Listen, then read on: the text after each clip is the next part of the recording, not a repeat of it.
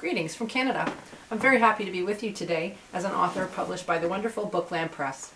These are difficult times for everyone, but luckily we have the technology to be able to connect virtually and be together all in our love of literature. One of the challenges of being a Canadian writer is trying to get your voice heard in a very large market, so I feel fortunate to be working with Bookland Press as they participate in these very important book fairs and events. After publishing my first two novels, we're working together on my third book, which will be released next year. But for now, I'd like to talk to you about my latest novel, The Dome.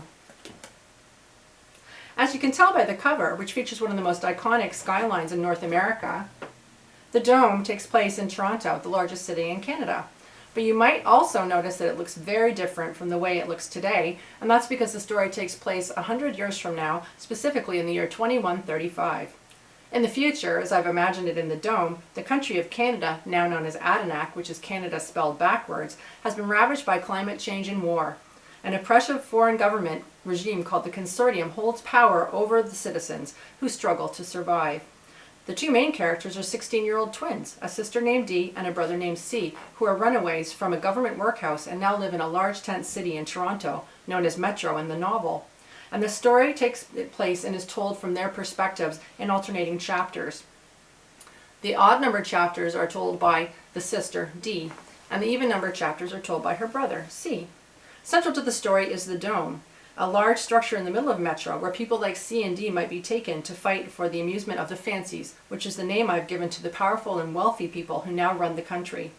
You might recognize the Dome as the current Rogers Centre, which in Toronto is where the Toronto Blue Jays play baseball.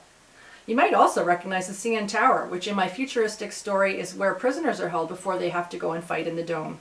Also important to the story is the Toronto subway system and its tunnels and stations. In my novel's world, these have been long abandoned but are used by characters in the book to travel unnoticed by the Consortium and the militia known as the Blues.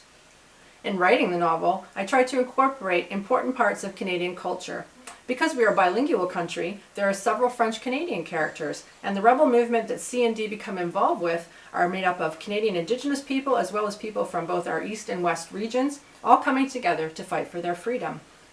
I began writing The Dome even before my first novel, Smile, was published in 2017, but I was inspired to finish it because at the time I was teaching high school, and I let one of my students read the first 4 chapters.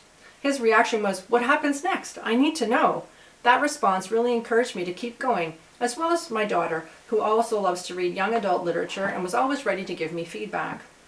My favorite thing about The Dome is that it's not only an action-packed story with a unique setting and exciting characters, but it also has the themes of hope and the importance of family, two things that are really important to me personally.